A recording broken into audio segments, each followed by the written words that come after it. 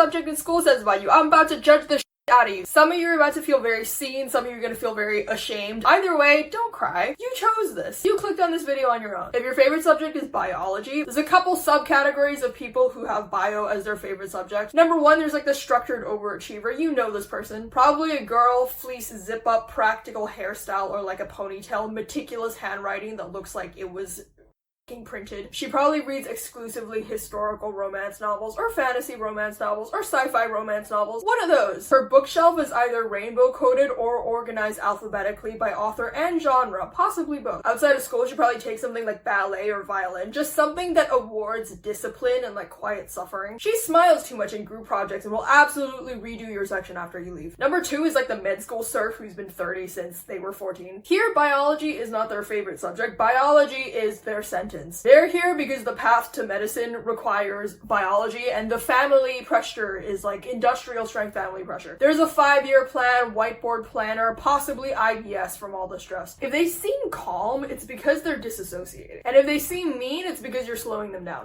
If your favorite subject is English, English is like a mirror into your own life. And these people stare into that mirror with the full force of their unresolved daddy issues, imaginary memoir life, and the curated Spotify playlist. There's a couple subcategories here. Number one, there's the sad girl who thinks that Sylvia Plath invented suffering. She probably wears a lot of cardigans that look like they were abandoned on a 2008 Tumblr site. She owns a notebook that she doesn't write in. She just likes to carry it around and like she hopes that like people wonder what's in it.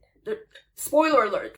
Nothing. There's probably a quote in her Instagram bio which changes quarterly. At some point in her life, she tried reading Ulysses out of spite, but she got like 3 pages in and then wrote a TikTok about attention span death. The second type of person is the person who uses English analysis to like win arguments in real life. This is the type of person that tells you that they love language, meaning they love sounding smart in ways that you can't disprove them, like you can't argue against them. This person probably makes intense eye contact and they write in full paragraphs in the group chat. Their handwriting is either terrifyingly neat or like disgustingly full doctor scribble, full Russian doctor scribble, nothing in between. They think that they're the first person to call rap lyrics modern poetry, like it's an original take, like they think this is a completely fresh take. No one in the history of the world has ever thought of this take before. They probably have 11 Chrome tabs open to like different sources being Reddit posts that someone has said in an argument in 2019. Number 3, there's the aspiring novelist that keeps telling you about the novel they're writing even though you don't ask. This person thinks they're Donna Tartt with their Wattpad account. They're always sitting in the back of the classroom pretending to do work, but they're actually just describing the same male character over and over again with different trauma. This person has been writing their novel since they were 13 years old, except that just means rewriting the same opening over and over again to make it sound more cinematic. They like to tell you how their novel is not YA, it's just about teenagers, okay? It just happens to be about teens. Their protagonist is just like them, except more hot and more deranged and more damaged with a mysterious backstory that they never had the guts to live.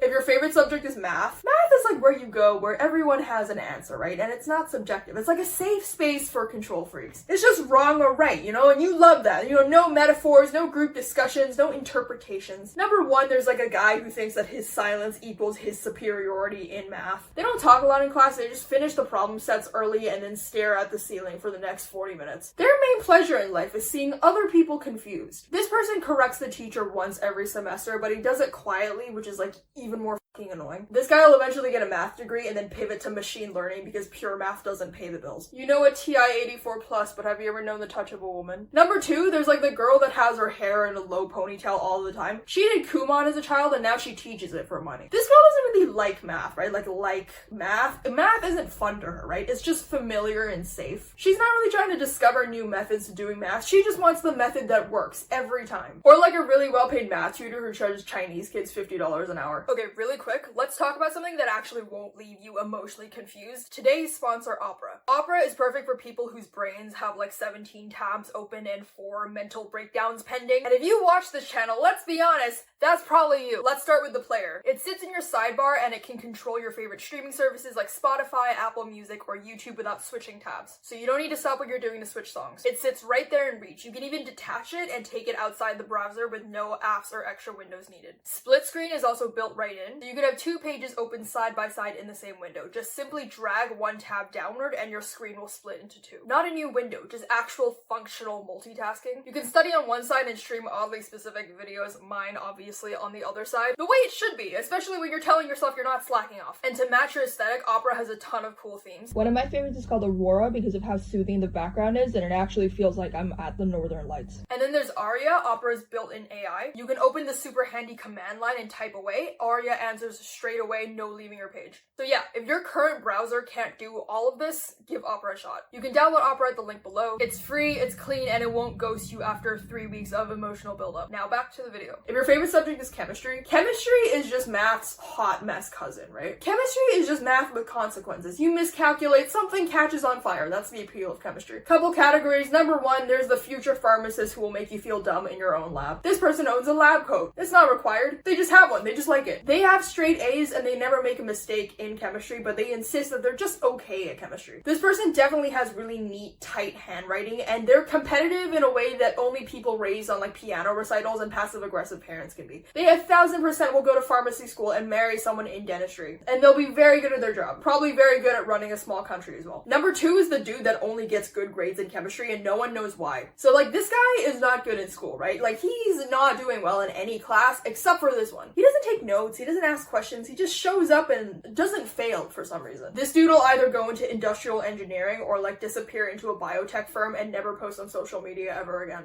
If your favorite subject is physics, physics is like math plus STEM on steroids, which is exactly why most of these people shouldn't be allowed unsupervised access to Reddit. Couple categories. Number one, there's the dude who thinks time isn't real, and neither is morality. This guy always has a thought experiment ready. Most of them involve trains or light beams. His backpack contains 3 used notebooks and a calculator with food crumbs in the buttons. This dude will either grow up to become a physics professor who forgets your name 3 semesters in a row, or he'll be like the guy that builds a quantum startup and names it something Latin. Either way, deeply avoided in relationships. Number two, you have the girl who's actually good at the subject but doesn't talk because the class is like 99% guys. This girl understands everything, right? She just won't say it out loud because everyone in the class speaks like they're on a podcast. She probably wears oversized jumpers and keeps meticulous lab notes. She gets 100% every time but never says anything during the group discussion. She's probably read like 3 books in a row about women in STEM and hated reading all 3 of them, and now she's just like, I'll just get on with it. This is the type of girl that keeps her head down and then drags up the bell curve during the mechanics exam. 100% going into aerospace, robotics, any field where she can just win and succeed in silence.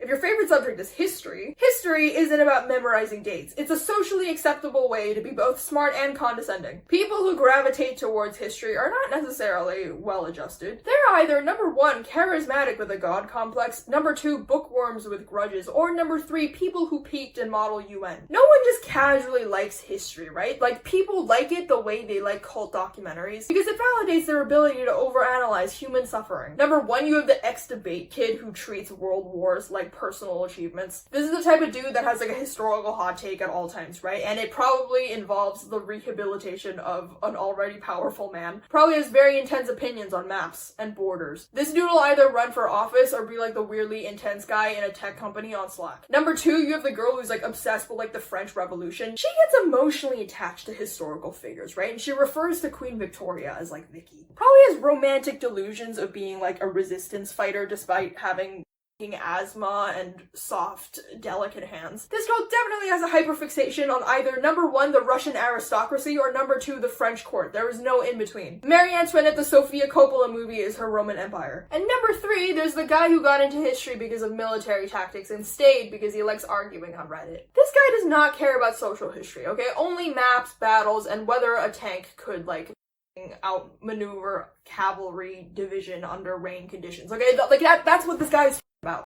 If your favorite subject is geography, geography is like what happens when you like maps like the people in history, but you don't want to be insufferable about it like the people in history. It's when your brain wants something more concrete than history, but less abstract than science. It's also the only class where the teacher will play YouTube videos and no one really knows what the syllabus is. 3 subcategories. Number 1, there's the kid that just really likes volcanoes. You know this kid. They made like a paper mache when they were 12 years old. They just never emotionally moved on. They peaked emotionally during that paper mache volcano. This dude couldn't tell you what country Chad borders, but knows the Richter scale by heart. He's probably weirdly good at diagrams and will like go into geoscience or work in sustainability. Number 2, you have the future bureaucrat who talks about cities like chess strategy boards. They probably did a project in like Singapore and they love words like efficiency, green belt, transport corridor. And finally, you have the kid who just picked geography because they heard it was easy and they bring nothing to the class, no pens, they borrow everything, they get a C, they're like, yeah, that's fine,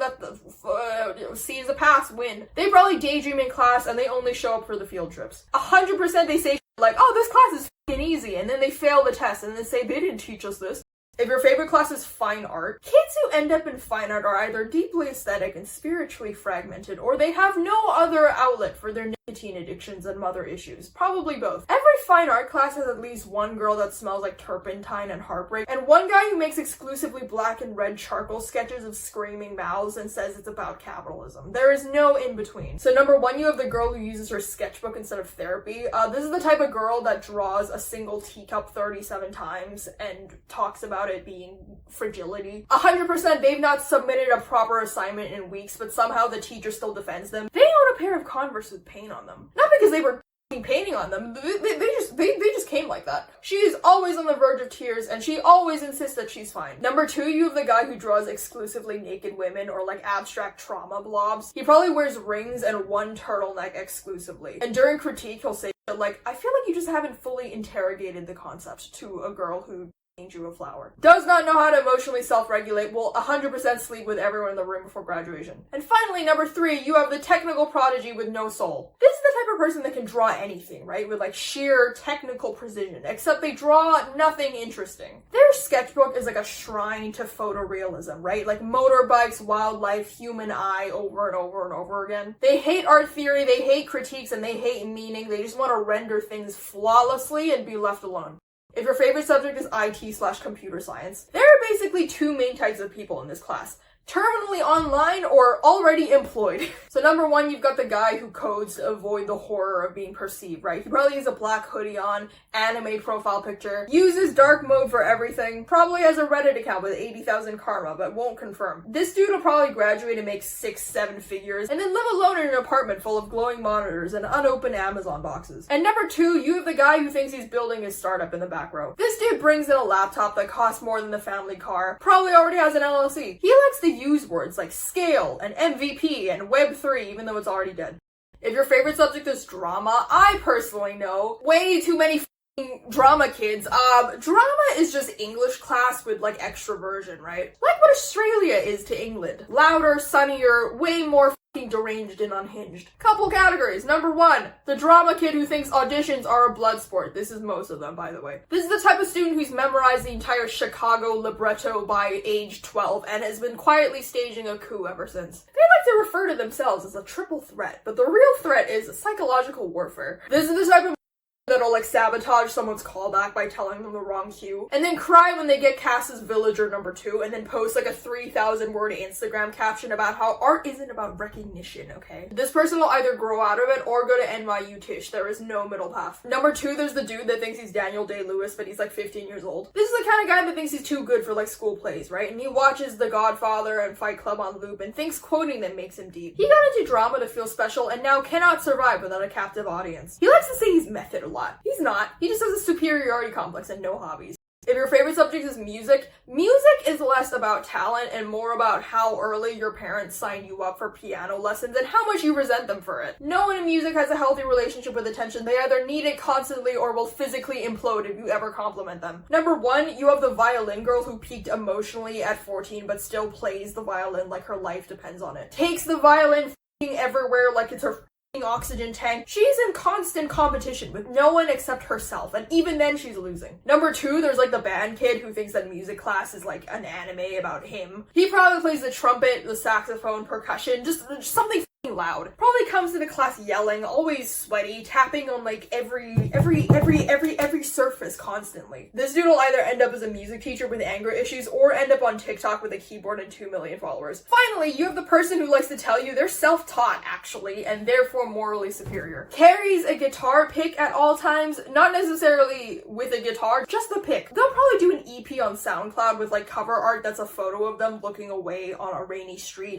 If your favorite class was PE or gym, then 100% I was personally afraid of you in high school. This subject is basically state-sanctioned social Darwinism. If you were fast, tall, and coordinated, then congratulations, but if you word, then you developed unmatched sarcasm or got really into fantasy novels. Either way, no one leaves this class unchanged. I can't lie, I don't have that many archetypes for this one because I was too scared to look at these people in class when I was in high school. So I have one archetype here. This is like people that treat dodgeball like it's the draft, right? So they're the captain every time, pick their friends first, and they're just always shouting all the time, okay? Refers to gym teachers by their first name. 100% they'll grow up to be a personal trainer or die thinking about that one match in sophomore year.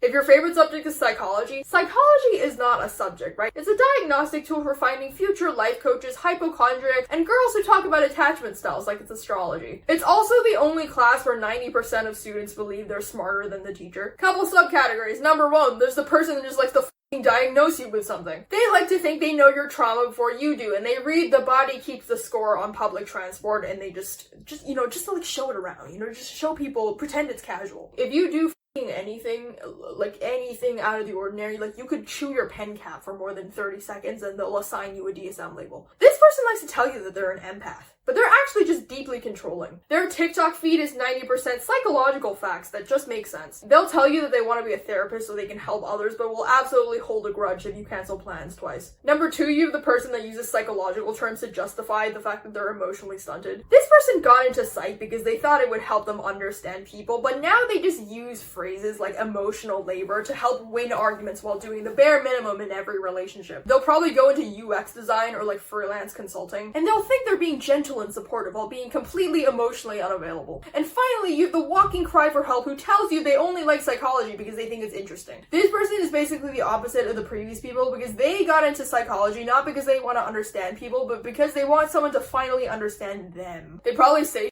like, LOL, I'm a narcissist, but they mean it a little bit. They fucking mean it. If your favorite subject is economics, everyone here thinks they're rational. They're not. They're emotionally repressed and trying to turn human behavior into a flowchart. There are graphs in this class for things that should not have graphs. Couple subcategories here. Number 1, there's the dude that thinks you can solve inequality with like a spreadsheet. This person carries around a laptop with 6 tabs open, 5 about Bitcoin and 1 about masculinity. They 100% run a side hustle and like a second Instagram account for it. This dude thinks he's gonna be a hedge fund manager, but will 100% end up doing data entry at a startup run by someone worse than him. Number 2, you have like the girl boss in training, right? And she's here to win, perfect notes, perfect grades, 0 inner life. She'll go into management consulting and never realize she hates her life until age 34. And finally, you have the guy who thinks econ is like philosophy, but with more graphs. This dude was bad at math, got bored in business, landed in econ. He's not brilliant, but he has opinions. A lot of opinions. He thinks game theory applies to texting and will either grow up to be a mediocre policymaker or a podcast host. Possibly both. If your favorite subject is philosophy, this is intellectual cope for people who are deeply unwell but have good vocabulary. Subcategories. Number 1, guy who thinks having a crush is a metaphysical condition. Emotionally sterile, keeps 1 journal but only writes in aphorisms. Quotes Nietzsche a lot, and he's always vaguely annoyed when people don't find his jokes funny. Number 2, there's the girl with a tote bag with a Sappho quote on it and 3 unread philosophy books inside. Will probably leave you emotionally hollow if you date her. And finally, you have the ex-gifted kid who's still recovering from being called smart at 12 years old. This person is deeply burnt out, probably a Marxist now, used to be really annoying when they were like 13 years old, but now is completely crashed out and is toned down in personality. They got into philosophy to figure things out, and they ended up more confused, but also more articulate.